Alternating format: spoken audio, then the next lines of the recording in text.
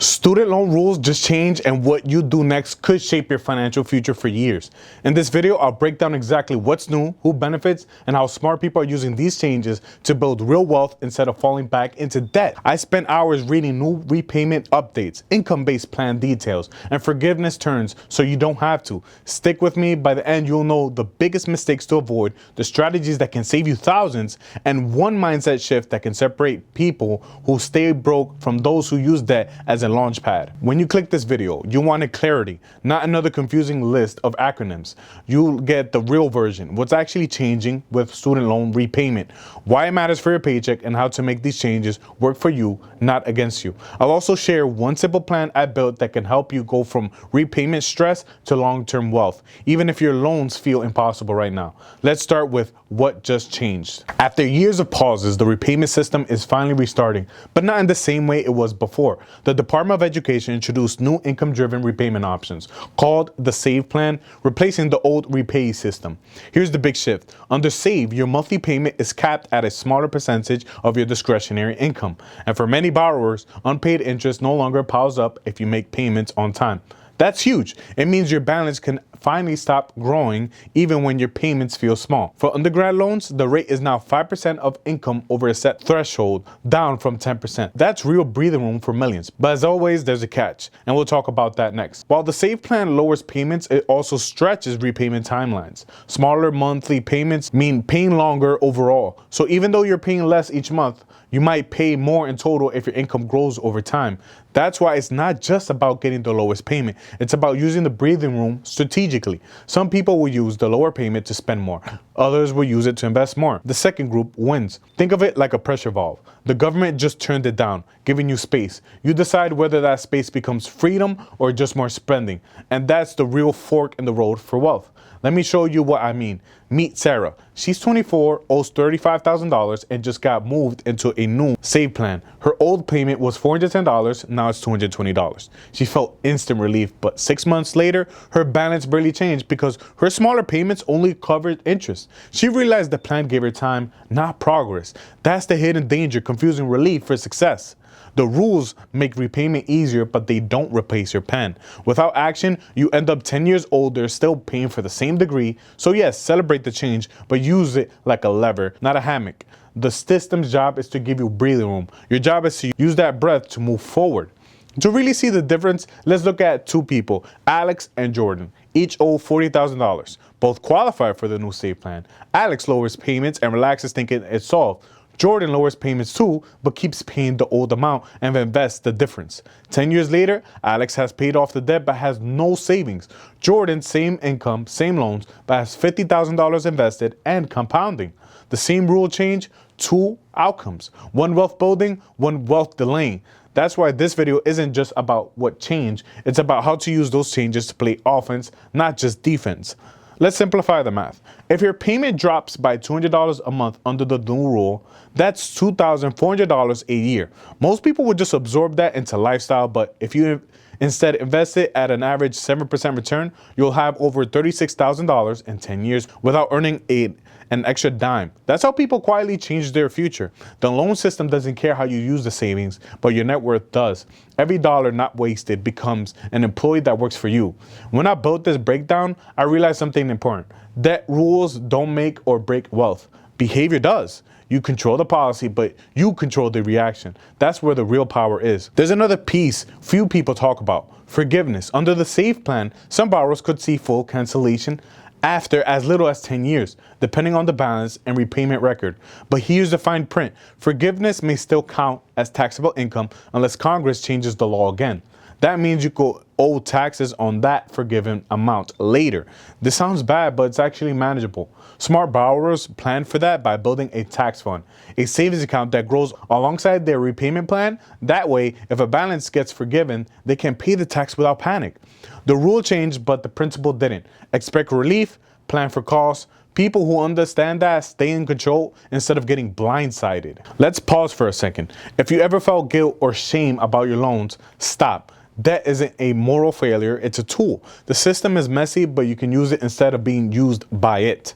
Think about this. Some of the wealthiest people on earth use borrowed money, mortgages, business loans, leverage to grow. The key difference is that they borrow with a plan. Student loans are no different. This new repayment system is your reset button.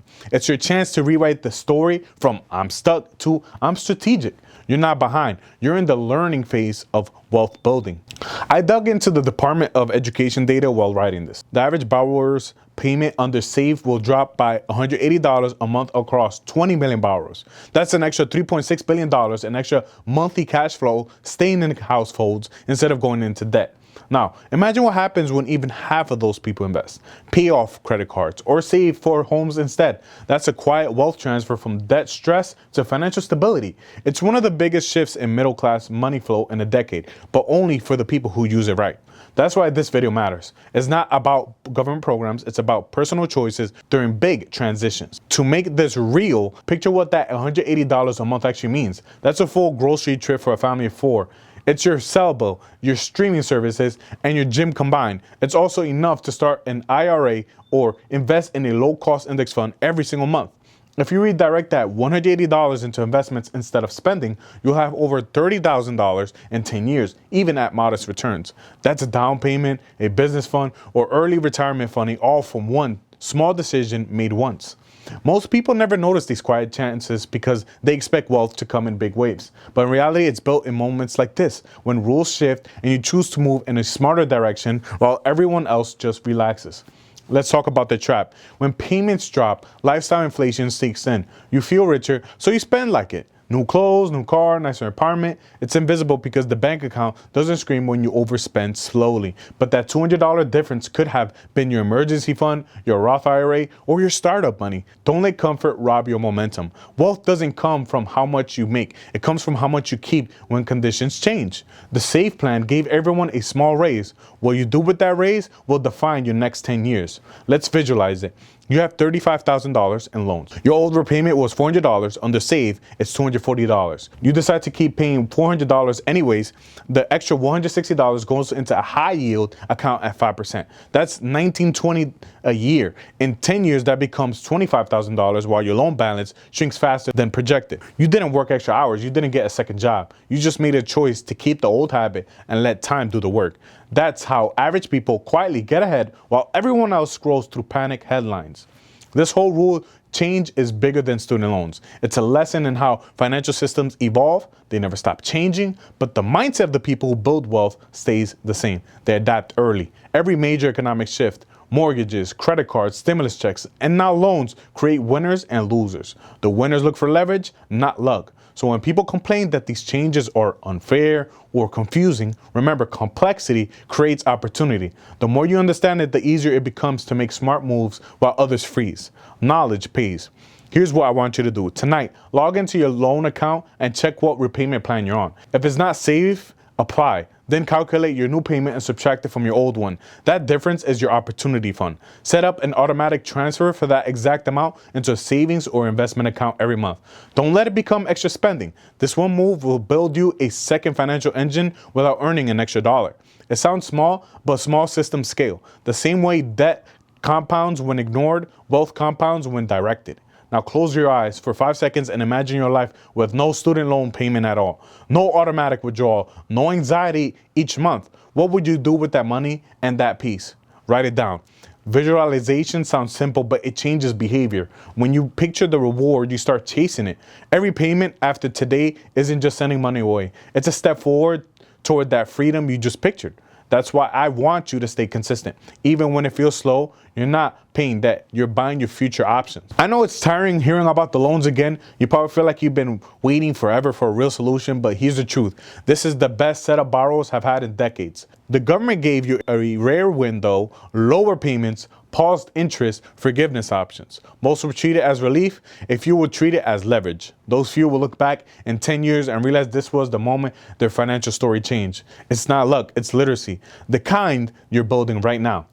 It took me days to research this and translate hundreds of pages into plain English so you could actually use it. If you're still here, it means you care about your money, and that already puts you ahead of most. So when you hear that student loan rules change, don't just sigh. Act, rework your plan, redirect your savings, use this shift to buy control of your time and future. Because the truth is, freedom doesn't come from debt relief, it comes from knowing how to turn relief into growth. If this video helped you understand what's happening and what to do next, subscribe for more breakdowns like this one. Thanks for watching, and remember, every rule change in money is a chance, but only if you use it before it fades.